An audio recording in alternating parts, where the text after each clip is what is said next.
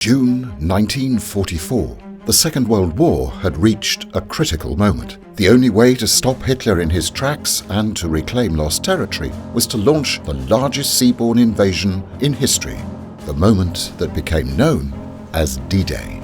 You are about to embark upon the great crusade toward which we have striven these many months. The eyes of the world are upon you. The hopes and prayers of liberty-loving people everywhere march with you.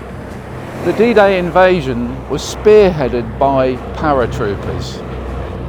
Leaping into the unknown, their job was to prevent enemy reinforcements. Without their actions, Allied victory in the West would not have been possible. I have to tell you, everybody says we're heroes, and that isn't true. We volunteered to do this, we trained to do it, and we were paid to do it. That does not make you a hero. There could have been no spearhead and no paratroopers without the workhorses of the sky, the Douglas C-47s, the airplanes that flew in their hundreds across the English Channel to Normandy. Charged with delivering the airborne divisions to their rendezvous with destiny, one airplane had to lead the way. It seemed totally beyond comprehension that the airplane that led the D-Day invasion, this incredibly important artifact, would be in a scrapyard. There's just no way that that can be true. I just had a feeling there's something special about this airplane. And he said, well, that airplane was the lead plane into Normandy. This is the story of the men who found and who were determined to restore this iconic aircraft, of the plane's part in one defining moment in history, and of a dream that she should fly again back to the coast of France to commemorate the 75th anniversary of D-Day. That's All Brother, the plane that led the D-Day invasion.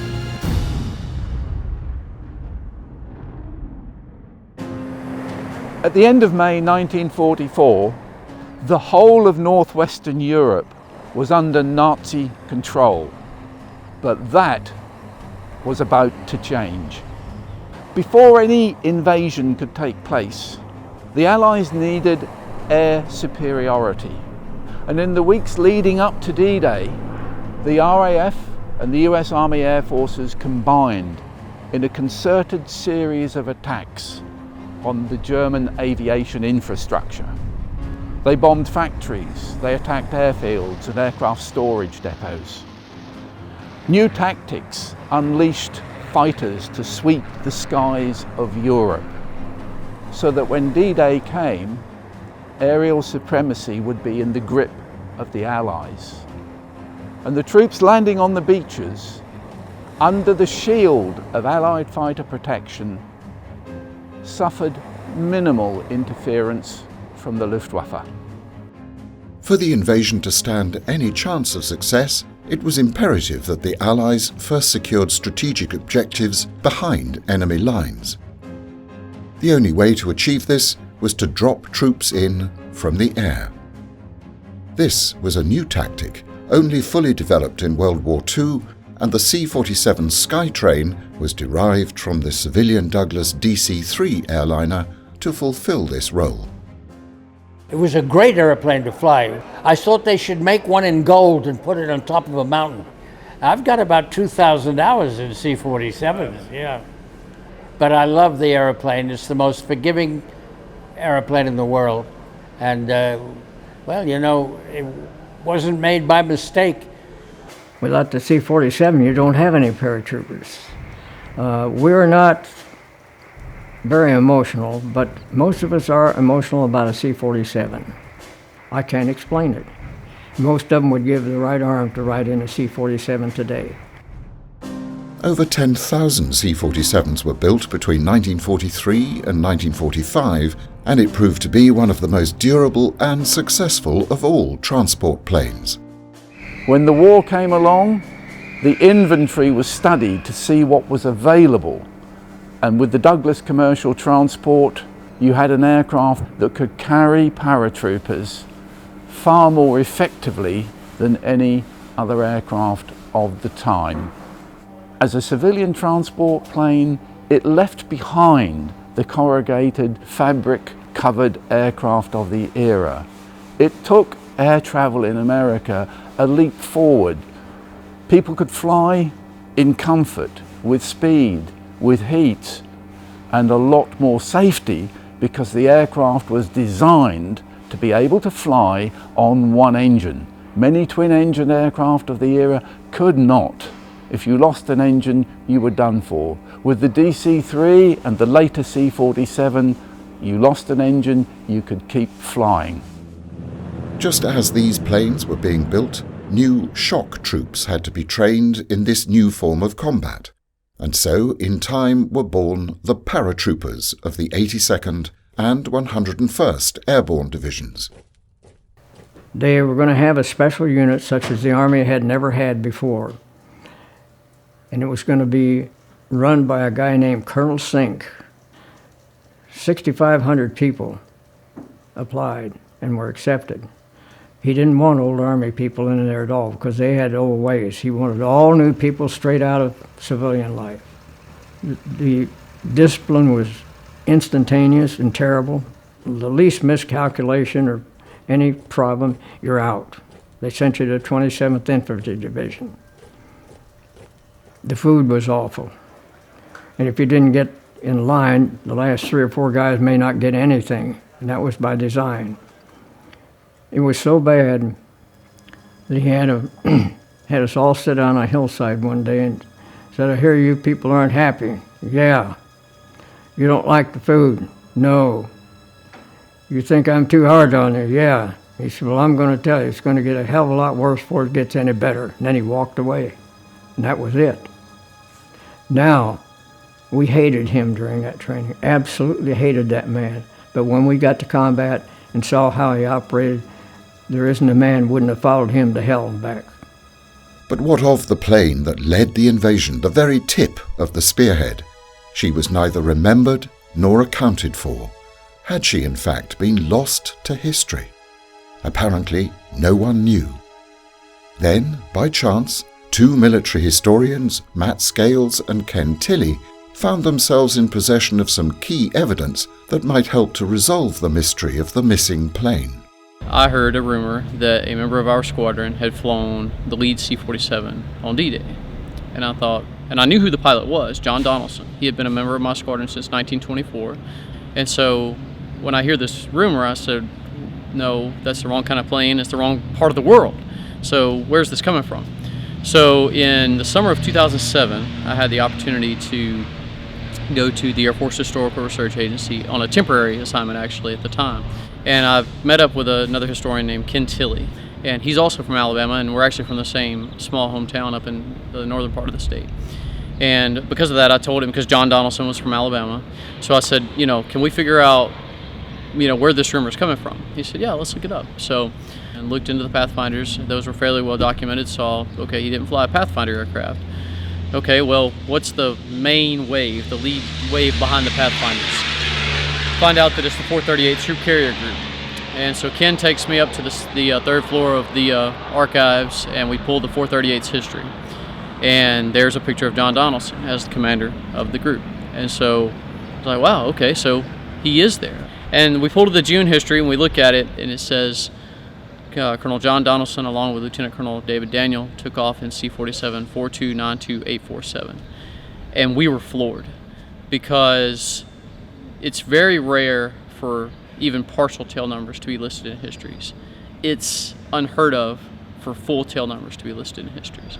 And so when we saw that, we were my attention at that point immediately shifted to the aircraft.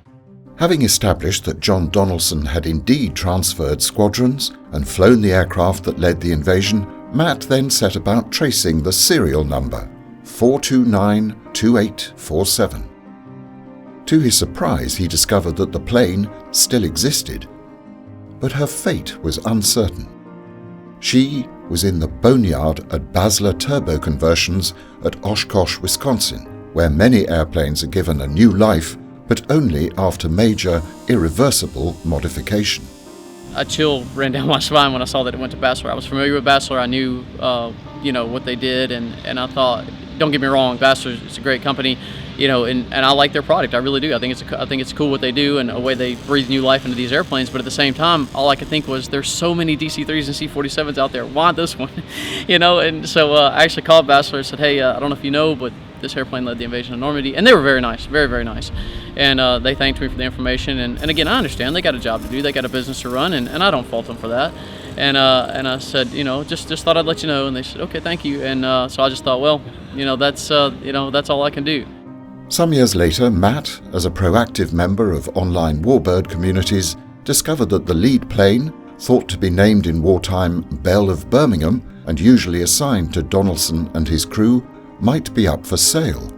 This could only mean that she was still intact. By good fortune, a member of the Commemorative Air Force, the world's largest flying warbird collection, was then alerted to the story. I distinctly remember a few weeks after joining the CAF, I read a blog article from Whitman Regional Airport, and it caught my attention because it was where I used to live and work in Oshkosh. And it seemed to be saying that the aeroplane that led the D-Day invasion was sitting in the boneyard at Basler. And that really caught my attention because just from my own history, I knew that boneyard and I knew the kind of stuff that was hanging around there. And the idea that an airplane that had a significant place in history had been basically rediscovered really captured my attention. And now I'm working for the CAF, the world's leading World War II aviation preservation flying museum, and I'm thinking, wow, this could be a great opportunity. This is the kind of airplane that this organization should aspire to own. Doug Rosendahl, the chairman of the CAF, as well as an experienced C-47 pilot, knows the value of preserving these aircraft for future generations. So the CAF was founded over 50 years ago by some crop dusters in South Texas, who quite frankly were probably most honestly trying to figure out a way to make their fun World War II fighter airplanes tax deductible. It's grown into a lot more than that. You know, we've been in existence for over 50 years. We're the largest flying museum in the world. Have the largest collection of flying World War II airplanes with approximately 170 airplanes that we operate. They're scattered all across the country and in some foreign countries. And we use those airplanes as a tool to tell a story. And we use those stories to inspire young people to realize that they can overcome adversity, that there was a time in our history, not really that long ago, when our way of life was really in peril. The mystery of the missing plane appealed to the CAF, and it fell to Keegan to try to prove the provenance of the aircraft. One of our CAF staffers, who is from Wisconsin, sort of keeps track of his hometown news stories. And he kind of brought it to me with the, can this really be true? It seemed quite unbelievable. In reading the materials that were assembled, there was a number of sort of factual inaccuracies that sort of made it believable that the whole story was in fact false. The name of the airplane, for instance, was identified as Belle of Birmingham because this had been the name of Colonel Donaldson's aircraft. Mind you, the story of Belle of Birmingham was known. That airplane was cut up. It was well documented. So there was this name, there was a serial number referenced, but there wasn't a real clear link between the two. And so it lent itself to some questioning and skepticism around the claim that Matt was making. So I originally set out to disprove it. First came the need to sort out fact from fiction. Keegan began with the serial number and, cross-referencing it against the aircraft's record card, he discovered that it had departed for England. He also confirmed that, as part of the 9th Troop Carrier Command, she belonged to the squadron of planes that was to drop the first regular troops into Normandy. What Keegan needed now was one further piece of evidence confirming Matt's findings that this was the lead plane. One afternoon while we were searching, we stumbled into a company that has been digitizing films possessed by the National Archives here in the United States. And in one such search, we did find the serial number. So clicking on the film reel, we learned that the film was shot on the night of June 5th, right before the D-Day invasion began. And so we watched the film reel and realized only a couple minutes in that we were looking at 4292847 as the lead ship. The film showed the airplane, showed the generals sending it off. The film actually allowed us to confirm that the airplane had led the D-Day invasion. So how did this detailed archive footage, shot the day before D-Day at the airbase from which the first planes left, come to be filmed? Greenham Common, England. When Eisenhower came here on the 5th of June, he was accompanied by a retinue, the press corps, the media, members of the publicity and psychological warfare section. He'd helped establish this. He knew the value of propaganda. The publicity and psychological warfare section was established to disseminate both black and white propaganda. Black would of course be like fake news today, to disturb and disrupt and confuse the enemy. White propaganda would be nearer the truth. It would be for the folks back home to help sell war bonds. Cameramen filmed a relaxed Eisenhower with the troops. They also filmed in detail the aircraft being prepared and paratroopers boarding, including the aircraft that would be leading the operation that day. With confirmation of the plane's serial number, there still remained the question of her name. As Keegan had confirmed, the Belle of Birmingham was no more. So what was her identity? As the cameras zoomed in on the airplane and panned around it, there was a great deal of attention paid to this aircraft. It was obvious that the cameramen knew the historic significance of what they were looking at. And as the camera panned past the nose, the name That's All Brother appeared on the screen. And at that one instant in time, we realized, wow, this is its name. This is the story. This incredible airplane has been lost. And we're sitting here, and it's been found. And at the same moment, the thought entered our minds that, what if we can't save it? We knew that it was at Basler, and we knew that Basler has a degree of efficiency about converting these airplanes. And we sort of leapt from that office into action because we had to be able to find out what had happened to this airplane. We had to know if it was something that was in our power to save, if there was anything that we could do. And it turns out that there was. Finally, the correct name for the serial number had been found, alleviating Keegan's earlier doubts about the plane's provenance. The CAF were now driven by the need to acquire That's All Brother, and, in time, they struck a mutually satisfactory deal with Basler for her purchase and restoration. I bought this airplane probably more than 10 years ago, and I just had a feeling there was something with this airplane, so we never brought it through for conversion. I always moved it to the back of the line. Every time it came up for conversion, I pushed it to the back, just because I had this gut feeling there's something special about this airplane. And I'm glad we did, because now, had we not done that, this airplane would have been flying somewhere else in the world as a BT-67 with turbine engines on it. So we're bringing it in and bringing it back to the day it left the Douglas factory back in 1942. We're going to put it back to all original specifications as the day it left. And we're ecstatic. You know, without the CAF, this airplane wouldn't last or wouldn't be kept in the condition that it was without them.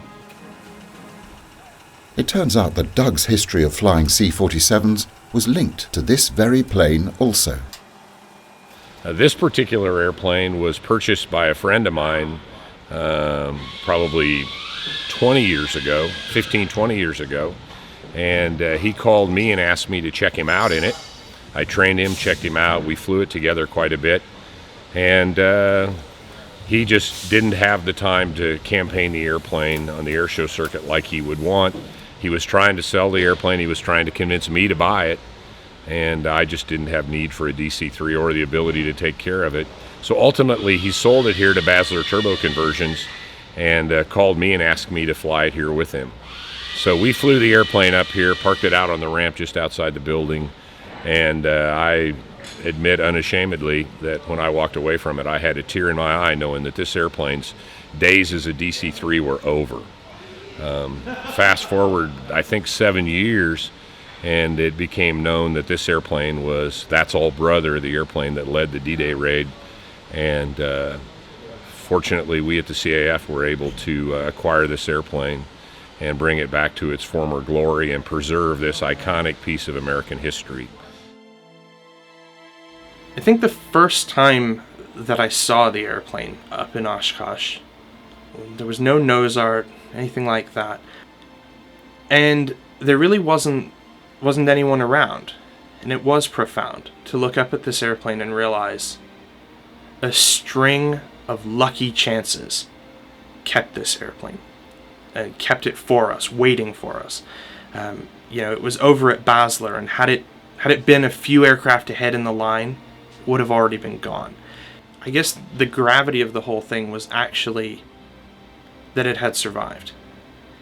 And what really struck home was I climbed up inside the airplane and I stopped and stood in the doorway and realized, for whatever else that may have changed about the airplane, that door threshold hadn't.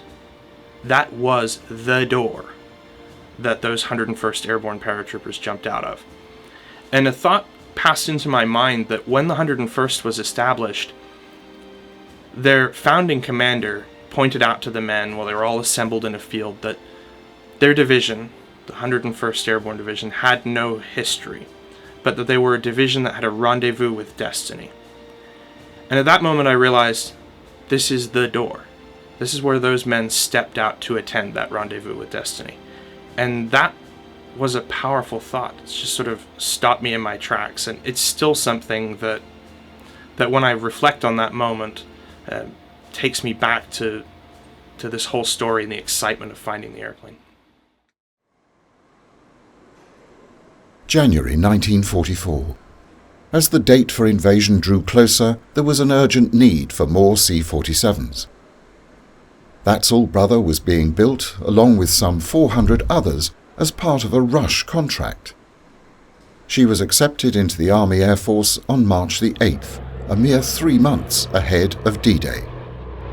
The immediacy of her mission meant that the plane flew via the Atlantic Bridge directly to the UK. Europe was at war. Aircraft were vitally needed. The Atlantic Air Bridge was a vital supply chain for aircraft essential for the RAF and the United States Army Air Forces in Europe, flying from North American factories through Canada to Greenland to Iceland, over the treacherous icy wastes and the seas, coming in to Scotland and then to the frontline operations in England. Nowadays you can board a jet airliner in Europe and fly non-stop over the Atlantic. In those days the aircraft did not have the range to do it. By the time she reached Greenham Common in the south of England, there were mere weeks of preparation until her defining moment. A defining moment for everyone. At the time this happened, World War II happened, most kids had never been out of their own county. You didn't travel. None of us had ever been in an airplane. Over the Midwest, many of them had never seen an airplane. And all of a sudden, all of the things you read about Europe, all the big cities, all the big churches and everything, we're going to go see all that stuff for free. We get to see that. We get to live some of the history that we read about and all the battles that were there at that time. Yeah. Can you imagine what that's like for a bunch of kids that never been anyplace? I have told many people I got much more out of my service than I ever put into it. At Basler, the restoration work is underway.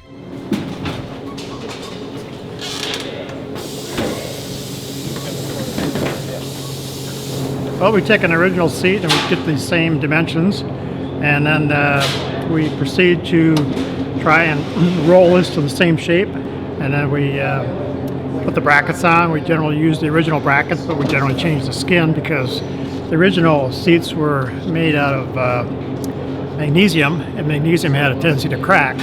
So what we see is a lot of patching over patches over patches, and eventually you have so many patches that it doesn't do any good. Right here is one of the seat bottoms, and it's kind of a complex shape. We've got a lot of radius and stuff, and so we've actually made a fixture that we could take this particular part and we could press this out, and it's the same as the original. And as you can see, there's quite a bit of work involved in them.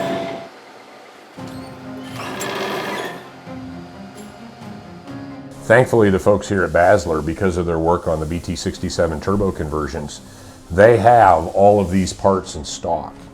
And so there is nothing on a C-47 that they can't do relatively easily. And it's wonderful to see, you know, what 30 years ago you could find all across America. It's really exciting to be in a place like this and see the hands and the minds and the talent that exist in this restoration process. Having saved the aircraft, the CAF's plan, in the light of her historical importance, is to return That's All Brother to France in 2019 as part of the D-Day anniversary celebrations. To achieve this ambitious goal, she must be in perfect flying condition to fly the arduous journey over the Atlantic, retracing her former steps. This was the airplane that led the raid. There were some airplanes that went ahead of this airplane that were called Pathfinders. But when the actual we're going to go, this very airplane that we're sitting in today was the airplane that launched out. And it came back and made 2 or 3 more trips later that day as well. Sometimes we get a little wrapped up in the provenance. At the end of the day, that provenance is important, but what's really important is the story that this airplane and others like it have to tell. Our audience is those that would ask, what kind of an airplane is that, and what did it do, and why is it important? But it's always better, more exciting, more intriguing to have the real thing. And in this case, we have that, and that's really special. Well, certainly the ultimate goal is to take this airplane back to D-Day, to the coast of France in 2019 for the 75th anniversary of the invasion. So the plan is clear, albeit ambitious, but already time is at a premium and the pressure is on. Once it was found out that the history of it and the process that took place, it's now a very unique experience for me to be looking for parts to restore it. That's something that normally we haven't dealt with. New surplus is the way we describe it. And yes, we have a warehouse there where the company has, whenever available, we have purchased the parts for the C-47, and we do have a large reserve that we draw from on a regular basis, and it does make the process much easier and more complete. I've got the hydraulic landing gear pressure gauge here, and it was packaged in March of ⁴, and it remains unopened. So sort of early Christmas each time we get to do this. They packed it with a desiccant. We're looking for a serviceable gauge to use on That's All Brother.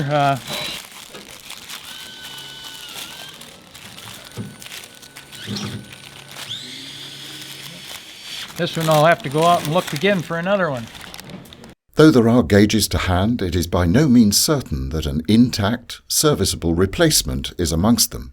On such small but vital details do these restorations and ultimately lives depend. If we can find one that there's no corrosion or anything, we'll have it sent in to make sure that it is serviceable gauge, and then we'll be able to install that onto the aircraft.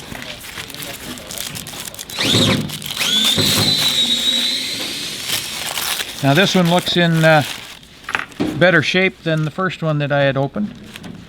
Don't have the corrosion on it. So this would be a good candidate to send in and have it tested and certified.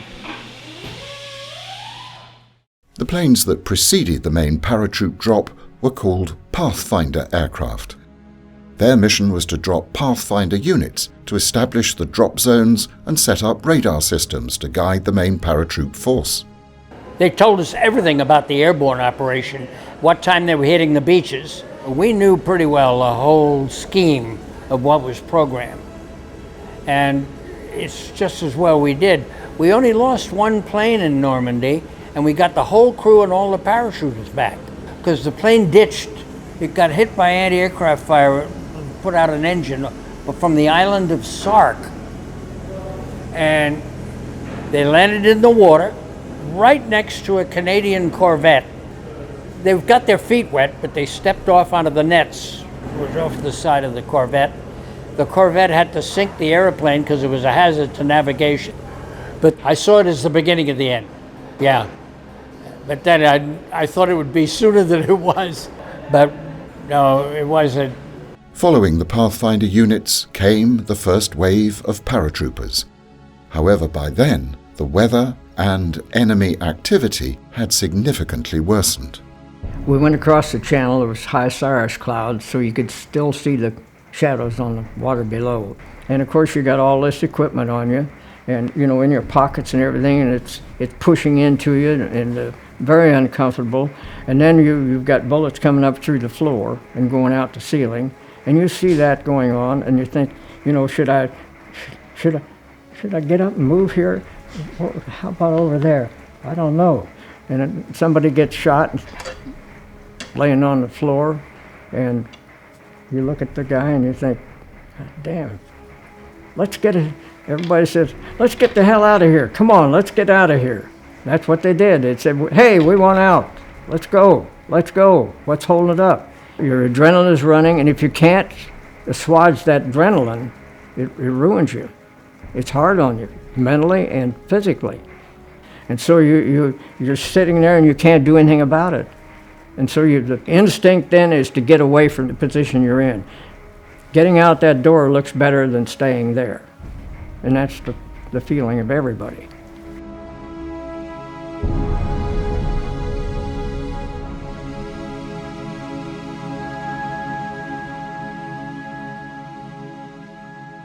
We're at the American cemetery in Normandy, and amongst the thousands of graves, young men resting here, we found one, William D. Cross, from the 101st Airborne.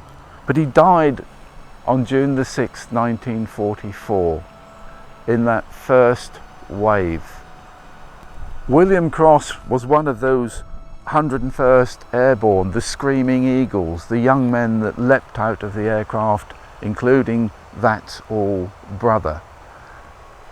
So she, as we move on in history, will take that story forward and will honour and remember the young men that leapt from that C-47. This is humbling. There aren't words really that you can use, you just feel it. You look at this and you look at the cost and you think of the lives. It's very powerful. And it's powerful in the sense also that what the CAF are trying to do with That's All Brother is to keep that story alive so that the thousands of young men here aren't forgotten. Freedom isn't free, and this makes that point more clearly than anywhere else you will ever find.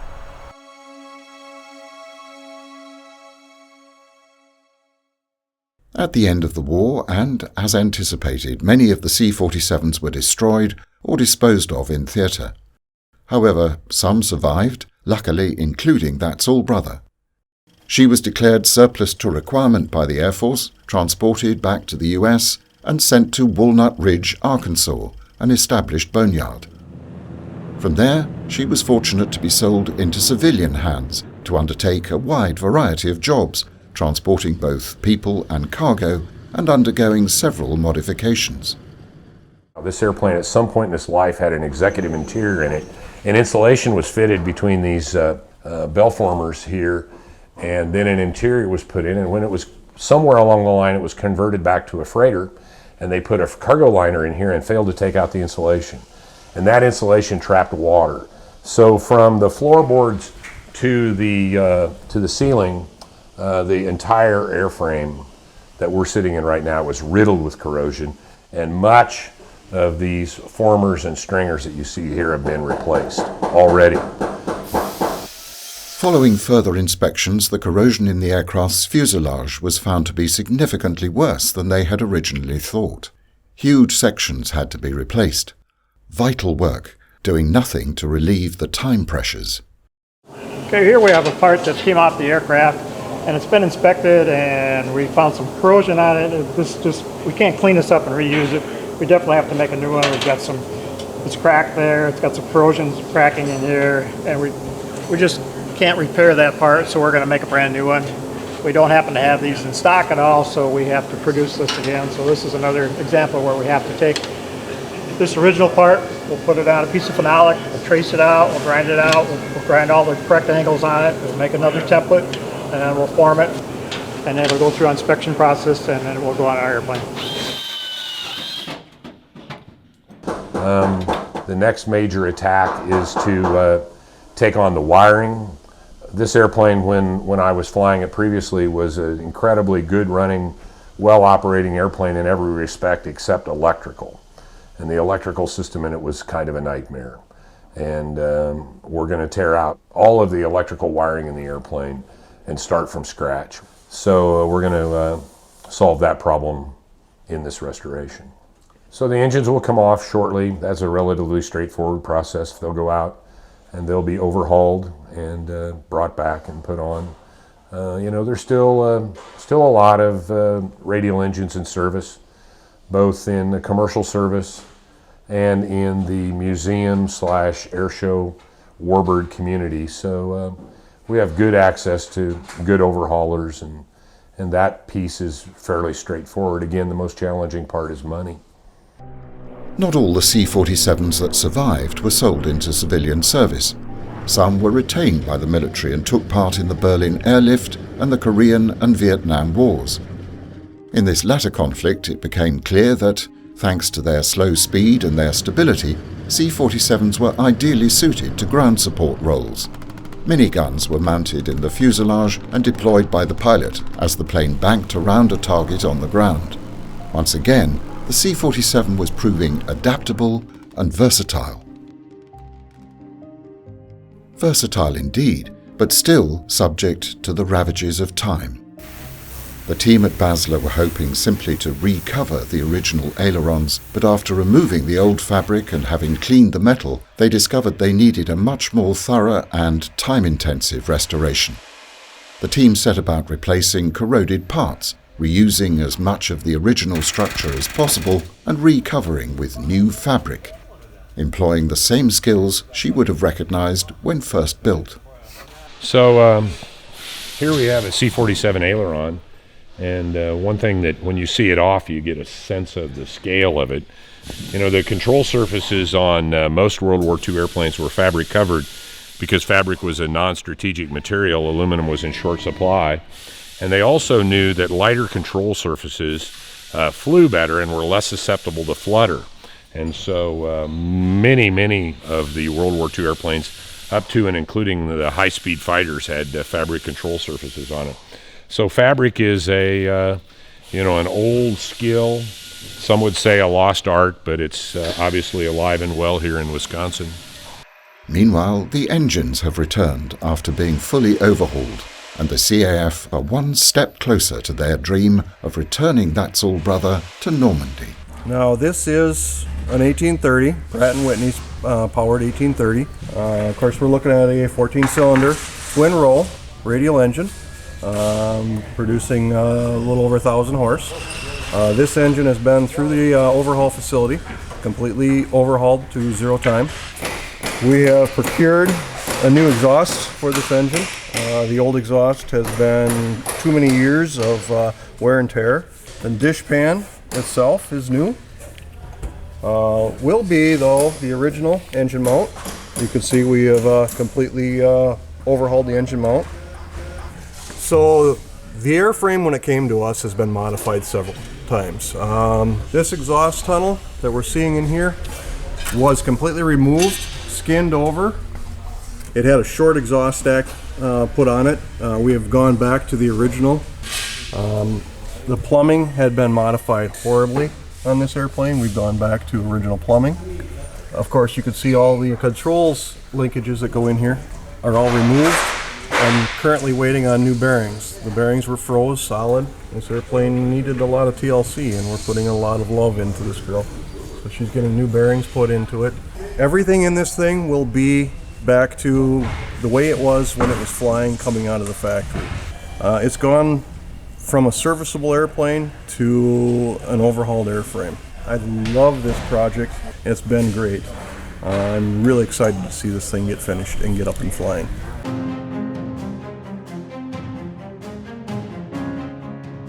We're very close to installation of the remaining cockpit items, control column, connecting up flight control cables.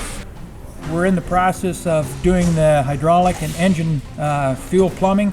Following that, we'll have to run control cables and engine control cables as well as flight control cables.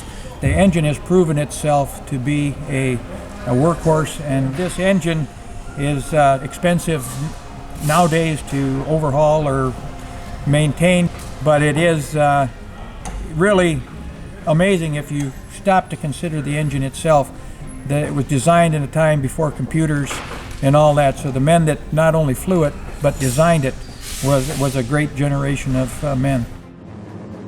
This engine was built in great numbers during the war.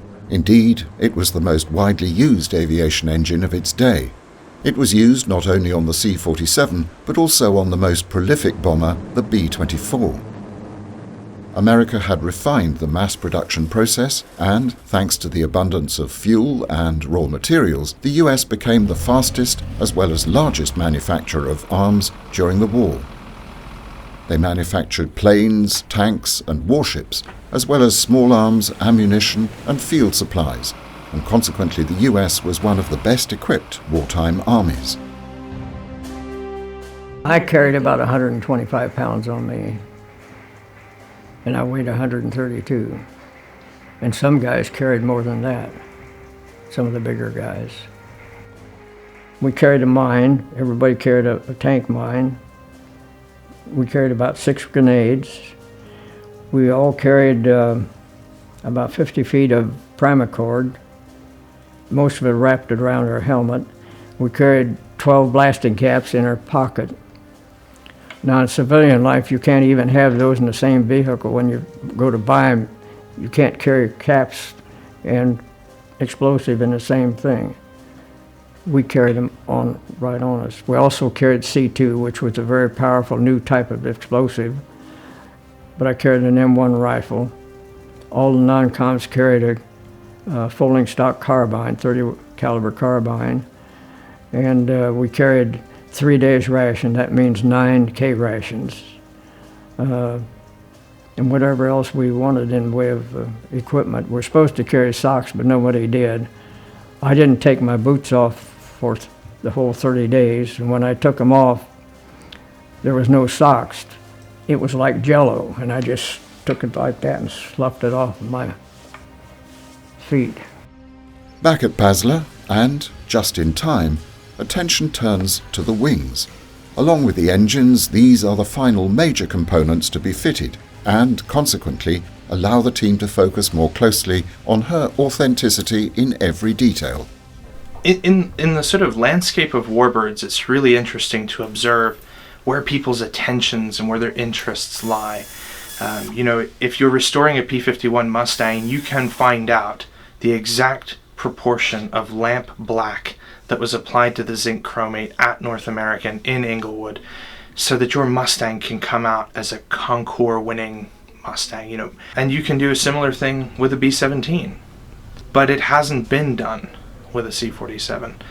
They're sort of the forgotten warhorse of the war years, They carried all these men, they carried all the air cargo, they ferried the wounded back out of Normandy. In the specific case of That's All Brother, it participates in every major Allied airborne operation in the remainder of the war following D-Day. And what you can't find anywhere is any of that information. There's no book written on how to put the airplane back together or how it looked during the war. They were so ubiquitous, they went through a dozen different cockpit configurations. They soldiered on for so long after the war that there isn't one out there that survives truly unmodified, out there flying. And so for us, surveying the scale of the task and the importance of the airplane, it became really evident that if there ever was an airplane that needed to be showcased in its D-Day configuration, this would be that airplane, and that it was high time that a C-47 was restored to its wartime configuration as a tribute to the men and women who flew them. The young airmen sitting in the cockpit of a C-47 faced fear. They faced the fear of anti-aircraft fire. They were at low altitude. Light AA fire could hit the aircraft, pierce the thin fuselage, and the pilots could sense the agitation of the paratroopers at the rear who wanted to get out and fight. And as the aircraft disgorged its parabundles and paratroopers, the centre of gravity shifted, the weight altered, the aircraft would rise. They had to keep the plane in formation and under control and adjust and react to trim the C-47 as it shed its load over the battle zone. Many young men were lost.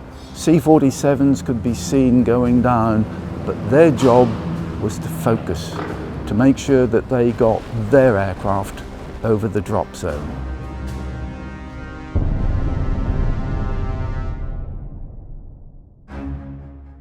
A few weeks later, and That's All Brother is preparing for an important milestone in the restoration, the testing of her engines. Though every precaution has been taken, these are always anxious moments. The engines are freshly overhauled. It's an absolutely critical time when all of the mechanics and the people who've been in charge of the restoration have been finishing the different systems on the airplane, verify that all of those things are functional before we put pilots in the airplane and attempt to take off.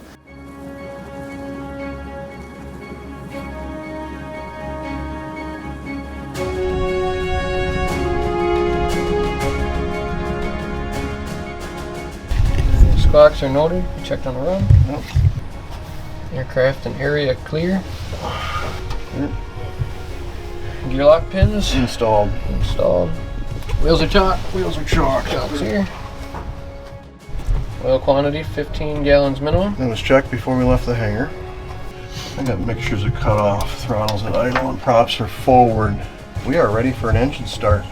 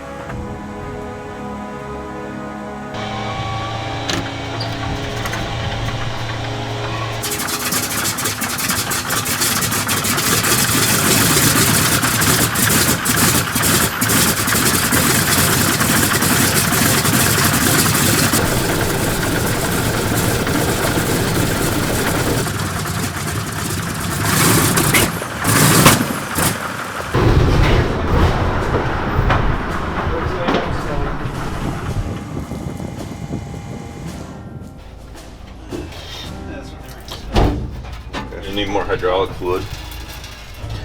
Taking pictures of my mess.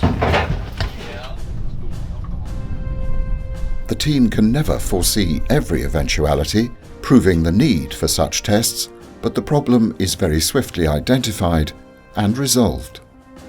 We did have a bit of a false start. A hydraulic fitting broke loose and we suffered quite a significant leak. But within just a few short minutes, the problem was traced to the hydraulic panel, to an original component. And with a quick replacement, The airplane is now back ready. The second engine run was conducted, and the airplane was run up successfully. Dave, are we ready to make history again? I think so. 3, 6, 9, 12, 15.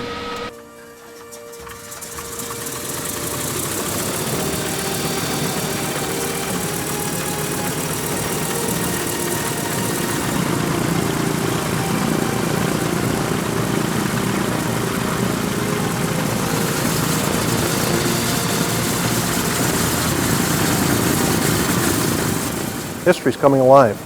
It is absolutely outstanding. We still need to put the engine cowling on. It hasn't been cowled. Cowling has to be adjusted. We haven't got a full ground run as far as pulling all the power that these engines will pull to make sure that they're going to hold together. Great confidence that they will. We just haven't quite got there. As soon as we get the rest of the engine indications up and running, we'll be pulling power on them. We really need to get a gear swing in. We haven't got the gear swung yet, but there really is not a lot of maintenance left to be done. We're really close for first flights. As anybody in the aviation industry knows, not till the paperwork's done. Perhaps the most special thing about it was as the aircraft approached full throttle on the engines, you could see it just sort of shake in the chocks. You could see lift forming under the wings and under the tail. And as the airplane sat there jumping up and down, I don't think there was anyone among us who couldn't imagine how exciting it was going to be to see this airplane fly. The sentiment is that it wants to fly at this point. After 3 years of restoration and more than 22,000 man-hours, the airplane is ready, and we are very nearly ready to let it fly. The plane wants to fly, but can she? Will she make it back to Normandy? Her second defining moment awaits her.